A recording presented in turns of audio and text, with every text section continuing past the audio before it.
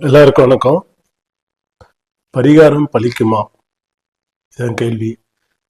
So நிறைய பேர் ஜோதிடம் பார்க்க வருவாங்க. ஸோ ஜோதிடம் பார்த்துட்டு சில கிரக அமைப்புகள் நல்லது கெட்டது எல்லாத்தையும் நம்மகிட்ட கேட்டுவாங்க. அதாவது ஜோதிடம் பார்க்குறவங்கள்ட்ட கேட்டு நல்லா தெரிஞ்சுக்குவாங்க. தெரிஞ்சுக்கிட்டு அவங்களுக்கு சில ட்ராபேக்ஸ் இருக்கும். அப்போ நடக்கக்கூடிய தசாபுத்தியாக இருக்கலாம், இல்லை கோச்சாரத்தில் உள்ள சூழ்நிலைகளாக இருக்கலாம்.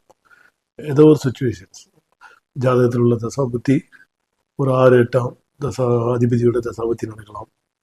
இல்லை கோச்சாரத்தில் 7.5 சனி அஷ்டம சனி அந்த மாதிரி சூழ்நிலைகள் நடக்கும் பொழுது அவங்க என்ன பண்ணுவாங்க, அதுக்காக ரெமெடி என்ன அப்படின்னு சொல்லி கேட்பாங்க. அதாவது பரிகாரம் என்ன அப்படின்னு சொல்லி கேட்பாங்க.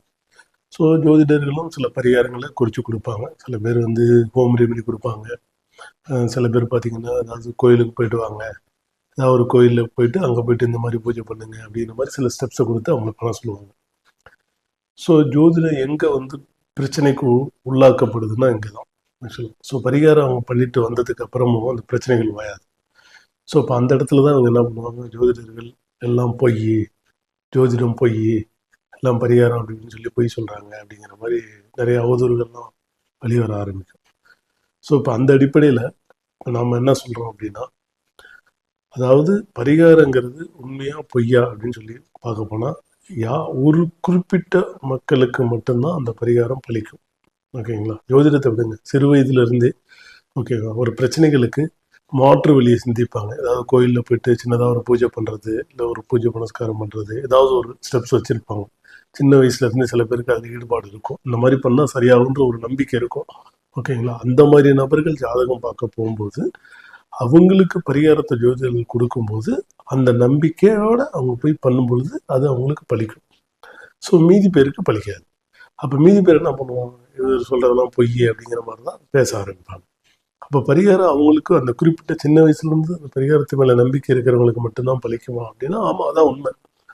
சரி, இப்போ மீதி பேருக்கெல்லாம் பிரச்சனைகள் உள்ளவங்களுக்கு எப்படி பரிகாரம், எப்படி அவங்க வெளியே வர்றதுன்னா அவங்கவுங்க அவங்களோட மனநிலைக்கு ஏற்ற மாதிரி வேறு வேறு செக்மெண்ட்டில் தன்னோட பிரச்சனையை தீர்த்துக்கணும். ஒரு உதாரணமாக, சில பேருக்கு வந்து ஒரு வெளிநாடு போகிறது ரொம்ப பிடிக்கும். வெளிநாட்டில் ஃபாரின் கண்ட்ரியில், அதாவது டெவலப்டு கண்ட்ரீஸில் போகணுன்னு ரொம்ப நாள் நினச்சிட்டு இருப்பாங்க. ஓகேங்களா? அப்போது இந்த மாதிரி கடுமையான ஒரு சூழ்நிலை வரும்பொழுது ஓகே அந்த ஆசைகளுக்கான ஸ்டெப்ஸ் எடுக்கிறாங்கன்னு வச்சுக்கோங்க. வெளிநாடு போயிடலாம் அப்படின்ற மாதிரி ஒரு ஸ்டெப் எடுக்கிறாங்க. வெளிநாடு போயிட்டு கொஞ்ச நாள் இருக்கிறாங்க அப்படின்னா அதுதான் பரிகாரம். இப்போ ஸோ மோஸ்ட்லி பிரச்சனை எங்கேருந்து வரும்னா தன்னோட சர்க்கம்ஸ்டன்ஸ்லேருந்து தான் வரும். அந்த ஜாதகருக்கு வேறு எங்கேயும் வரப்போகிறது கிடையாது. சொந்த பந்தம், மாமா மச்சான், அதாவது ஃப்ரெண்ட்ஸு, ஆஃபீஸு, இதிலேருந்து தான் ஒரு பிரச்சனைகள் வரும். அப்போது இதிலேருந்து பிரச்சனை வரும்போது அந்த மாதிரி வெளிநாடு அந்த மாதிரி ஒரு சூழ்நிலையை நோக்கி போகும்போது அந்த பிரச்சனைலேருந்து விலகி இருக்கலாம். இது ஒரு பரிகாரம், அவ்வளோ. இது அவங்களோட நம்பிக்கை. ஒருத்தருக்கும் என்ன நம்பிக்கையோ அந்த நம்பிக்கையின் வழியிலேயே அவங்க பரிகாரத்தை தேடணும் அப்படிங்கிறது தான் இந்த பதிவு.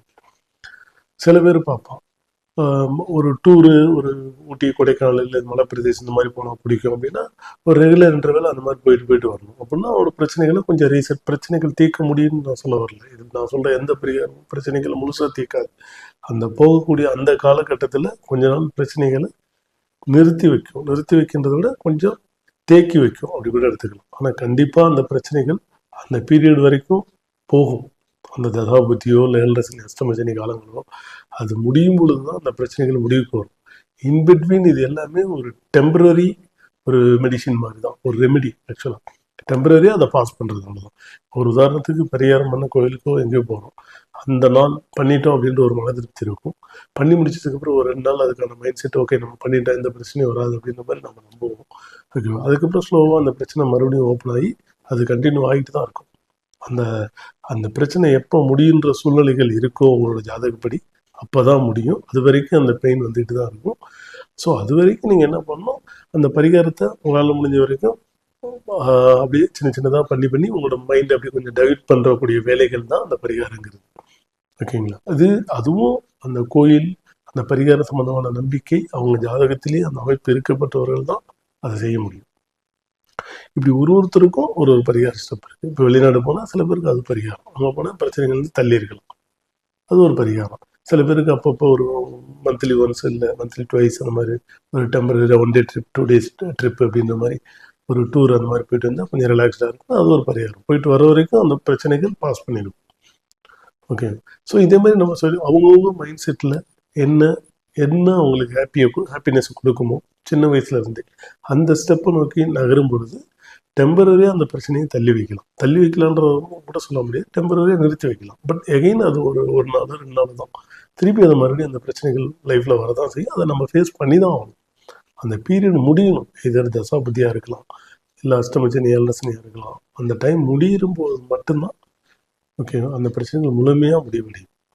ஸோ பரிகாரங்கிறது ஒரு டெம்பரவரியாக அந்த பிரச்சனையை தள்ளி வைக்கிறதோ இல்லை நிறுத்தி வைக்கிறதோ அப்படிங்கிறது தான்